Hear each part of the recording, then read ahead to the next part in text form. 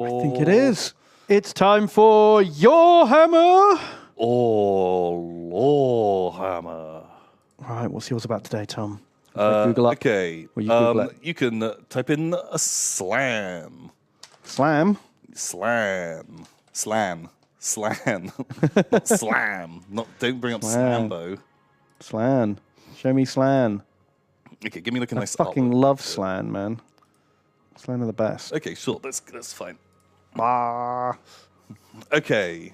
Right. So, are you familiar with the Great Kleppo or Kleppo the Great? I am not. So it's a Slan who, before Sigmar had united the Empire, the Norse had gone and they had formed Skeggi in the Lustria. Sure, I know the World. Skeggi colony in Lustria. And the one day, the Skeggi war chief, he's going out and about on his business, going into Lustria, Sure. going to the shops to buy some axes or beer or whatever. Yeah. And they come across a young Slan all by itself. Oh. And normally they'd kill them because they don't like lizards. Yeah. But he takes the Slan back to Skeggi and like nurses it back to health and raises it. Right. And they become friends until one day lizardmen attack Skeggi and they kill the war chief. Yeah. Enraged by this, Kleppy the Slan leads the Norse to war against the lizard men. Against the blue-crested cohorts. Wow. I was going to say, first of all, this sounded a lot like the plot to The Mandalorian. Yeah, wow. Baby telepathic green frog monster raised by... Norsemen. Yeah. Okay. And then what happened? And then, one day, he magically disappeared. Right. Well, so he helped protect the colony. They beat back he the like lizard men. leads them to fight against the blue-crested cohorts. Right. And I guess they win. I guess so. But then one he does. And then he just wanders off. He just goes. I have questions about baby Slan. I thought all Slan were old. I thought new baby Slan hadn't been born for like millennia. Can I have more info about baby Slan? He was a baby. Well, we're going back like in lore, probably about 2,000 years.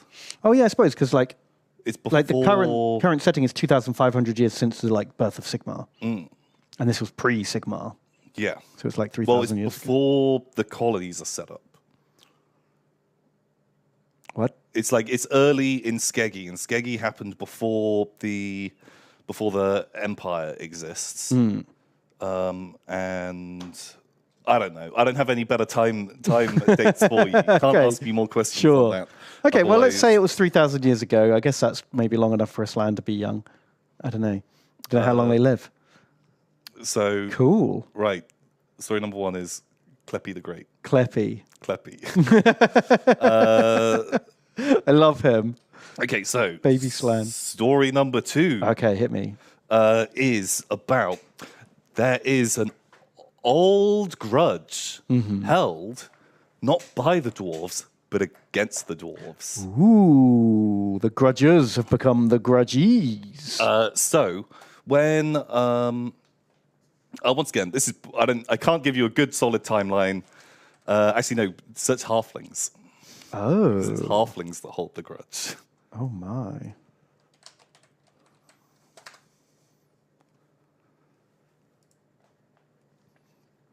There we go, that guy. Perfect. Oh, even better, this guy.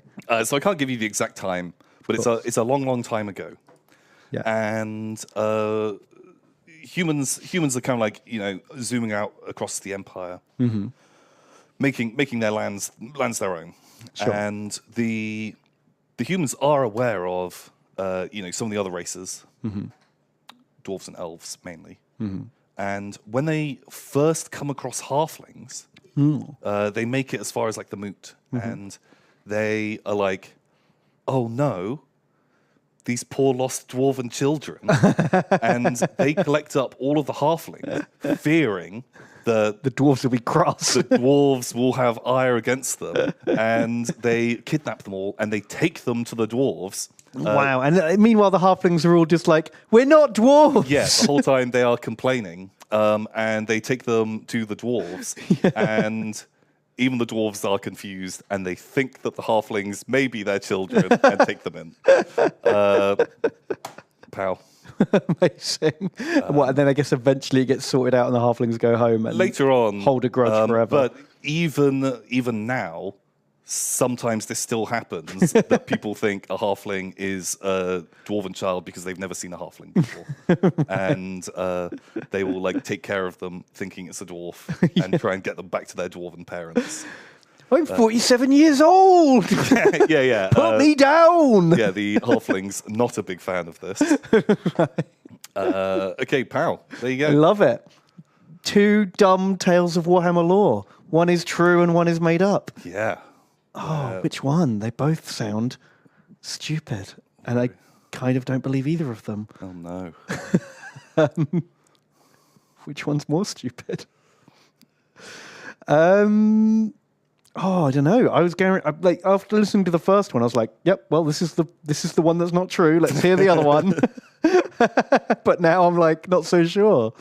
Because why wouldn't they listen to the? It's not like the halflings can't speak for themselves, you know. Oh, I want the Slan one to be true. I love the idea of baby Slan Yeah. leading a Norse horde. That's fun. But then also, it's kind of fun dragging a 50-year-old halfling to a dwarf. Saying it's a child. Quiet down now, son. Son, I'm older than you. Yeah, exactly that kind of thing. Oh, they're both great. I'm going to go... Oh, I don't know. I can't decide.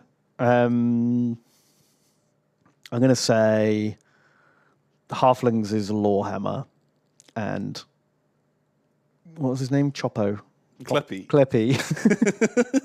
Kleppy is false. Okay. I'm going to go with my initial guts. I'm not going to overthink this. Oh, geez. I was worried that you'd pick up on... Well, I guess it's good that you didn't instantly associate that there was a real fucking Last of the Mohicans Pocahontas vibe. Right. You know, Last Samurai going on. But no, the halflings is fake, and I made that up. Oh, no! Kleppy is real. I've wanted Kleppy to be real, so I guess I'm happy. But also Okay. I lost. You tricked me. I did trick you, but so at no point did you question, and if you had have questioned, I would have explained. Oh fuck! No, his name's KREMLO, not Kleppy. Oh, well, that would have changed everything, Tom. KREMLO. But so you had never asked, and Yeah. I let you choose your picture. Yeah. Is this like first ed law when Slan were tall and It's an gangly? old Slan. Slan law used to be a bit different, didn't it? Where they were just weird lizards, but everything else was true. They went to war with the blue crested guys, KREMLO the Slan, and it's this old article about the legend of KREMLO the Slan, Oh, wow. who is a Slan who joins He joins the Norse tribe. leads them, and then goes to war with the other Slan against the blue crested Is cohorts. this him in colour? No, that's just an amazing beast man. Fucking king of the beastmen right there. Oh, Kleppo. How could you turn on your own? Oh. Yeah, it's just because he got saved and rescued as a baby Slan, and then went and fought the others. Oh my God. Tricked by old law. KREMLO. Boy. Look at him. He looks real pleased with himself, doesn't Yeah, it's so dumb. he? I love it. Pow. And I love him. There you go. Slan, 40p each. Look, KREMLO, 40p. Same as any other Slan. Yeah, and he's the special character. God. Oh, shit, that is the model of him. That is him. Oh, let's see. Oh, real bad photo. It's just a guy dressed as like a Norse. Oh, that's like Oh, nice and painted. Kremlo. Hey. Hello. Sad face. He's kind of cool. Look, if you get that Lizard Man gang, get rid of the Saurus Warrior, Stick this guy in. put KREMLO in instead. KREMLO, of course. It'll be the same. Would that be tournament legal? Because it is. It's a Citadel miniature. It is a Citadel miniature. Oh my god, look at these guys. They're fucking amazing. Oh, man. Oh, that's good. I enjoyed that. Ooh. Okay, I like it a man. Man, Slan used to be weird, eh? Yeah, they did. Well, I mean, they still are, but for different reasons. Right. Well, my lore is I don't know how to spell this. Rabute Gilliman. Google knows. Google knows. Remember this guy? Yeah, he's a big space marine. He's the biggest space marine, and therefore they made him their king. Mm-hmm. That's the rule. Yeah. So, Space Marines obviously are amazing and the best at everything. Yes. And the Primarch's the same but more. Uh-huh. Because he's a big Space Marine and therefore bigger at everything. But did you know, despite him being amazing at everything and immune to all poisons and toxins and a demigod among men, Rabute Gilliman once stayed up too late drinking with some space wolves and drunk their special Majord ale that is so toxic it would like kill a man. Yeah. And it's the only thing that can get a space marine drunk because Yeah, it's yeah. so deathly toxic that their body can't quite filter it all out. Yeah. They were all fine the next morning because they're all badass space wolves. But poor old innocent sweet summer child Rabute Gilliman slept in late and had to be like woken up when something important was happening because he'd had a little bit too much booze with his space wolf friends that came to visit. Okay, is that it? That's the whole story. That's the whole... Space wolves more badass than Primarchs. Yeah, okay, so, right, not like a ton to go on. Not a ton to go on there, but I thought that was a nice and dumb story that despite Primarchs being invincible and the best at everything, he couldn't quite handle his booze and had to have a nap. Okay. Was Lehman Russ there? No, he'd sent like a pack of his wolves to like keep an eye on all the Primarchs to make sure that they weren't being naughty. Classic. And so he was like, fuck off, I don't want any space wolves hanging around. And they were like, nope, we've been sent here, we're just going to follow you about and keep an eye on you. So he was like, all right, well, if you have to stay, I'll have a drink with you then. Sure. Okay, right. And then he slept in and had a hangover.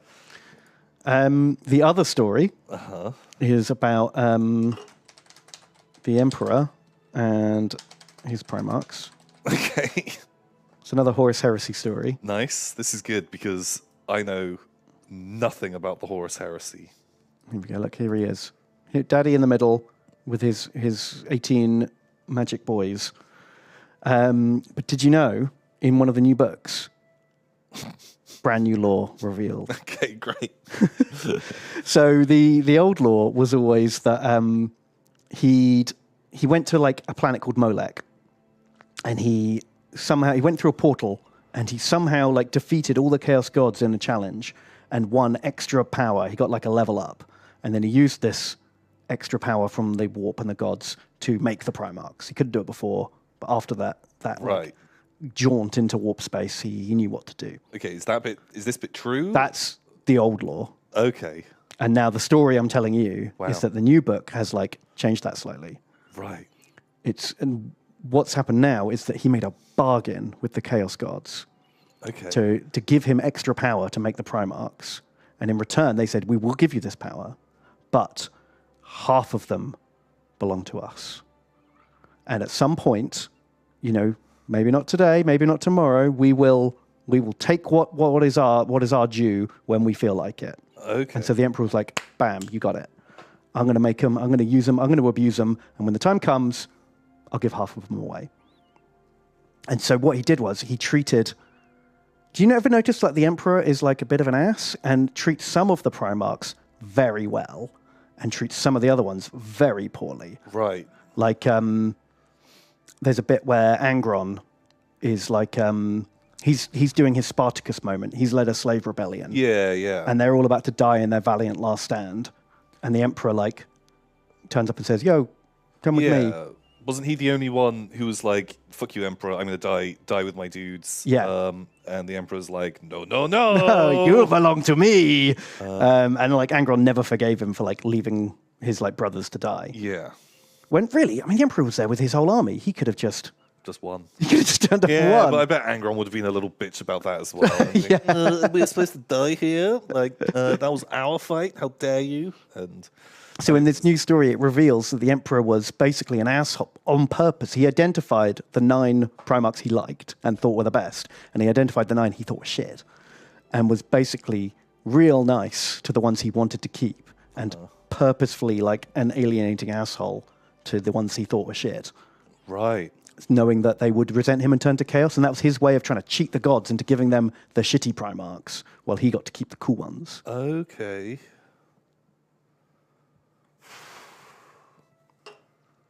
Wow.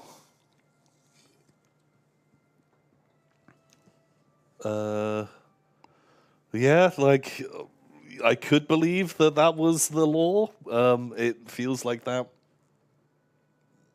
kind of makes sense. It feels like that could be a new Games Workshop thing. And there's a lot more going on there than the Robert Gilliman had a drink and was hungover one time story. I feel like just because there's more going on, but maybe that's the ruse. But like, weren't like, God, once again, I don't know enough of the law, but like, weren't some of them like really twitchy? Like, you know, Magnus, he didn't necessarily want to go over. Did he fucking know, like, oh, Magnus is always going to do all of this dumb shit? I don't know. And then turn to chaos. I mean, it didn't exactly go through all 18 of them one by one and explain. Okay, because it seems very vague and very like that's quite a big pivotal thing to change. That's a real end of season Plot twist. Let us have another season, please. I knew all along they were going to turn, or chaos was coming for them.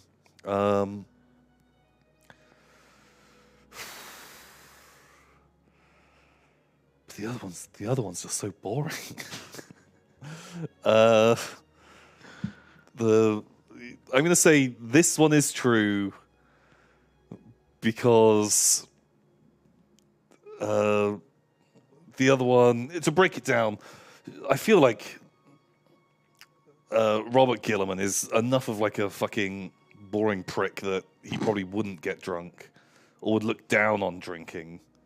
And also, that little factoid reeks of, did you know, lightning claws change the claw? I'm like, okay. Just too banal to matter. Okay, sure, that did happen. Oh, I just thought it was just a dumb bit of story. Like, surely they can't get drunk. No, but that's always been a thing. Like, they drink the milk and because I think I did read about it at one point. Like, because it shuts down their liver and then like their super liver, and then that is what allows them to get drunk. There's like a thing in there that like turns off the liver itself. Right. But it'll kill someone that isn't a space marine. Also, I bet like a Primarch, they would have to drink so much. Like Leman Russ has to drink like 1,000 barrels of it. Yeah.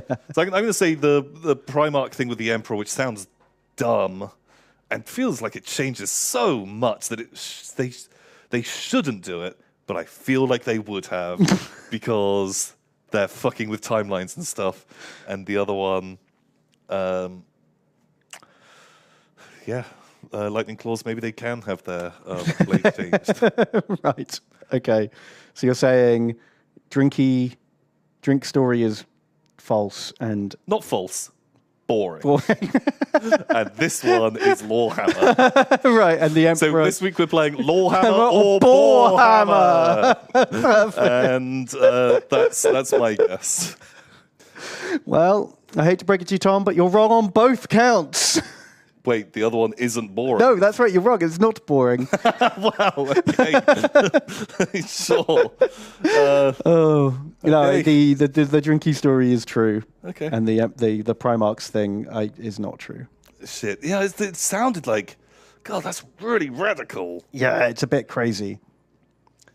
But No, there's a true story about how the Emperor and Malkador are having a chat about like, this is going really badly, isn't it? And he's like, yep. He turns out, in that conversation, he explains that he'd always planned, once the Imperium was complete and his Grand Division finished, that he would get the Space Marines to fight each other and kill each other off. Because there was like no place for the Primarchs and the Space Marines in his like perfect galaxy utopia plan that he had. And so I took that and like elaborated like quite a lot. That, you know, the whole thing was planned from the start. Wow. You got me. You bored you. I tricked you with boredom. Bored me into this choice. I don't know that you've made this victory hollow, Tom. You ruined it for me. You reap what you sow, Ben. Yeah. How do we get chat back? What did you do to chat? There they are.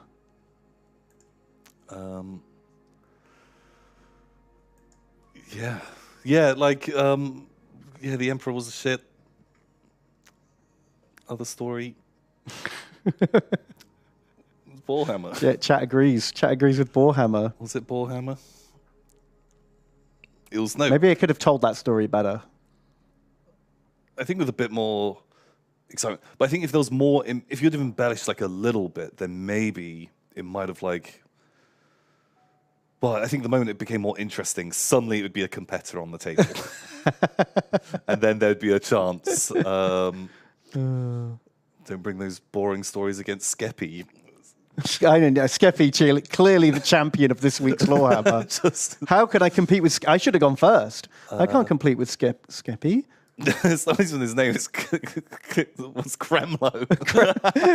Yeah, Just Kremlo the Great.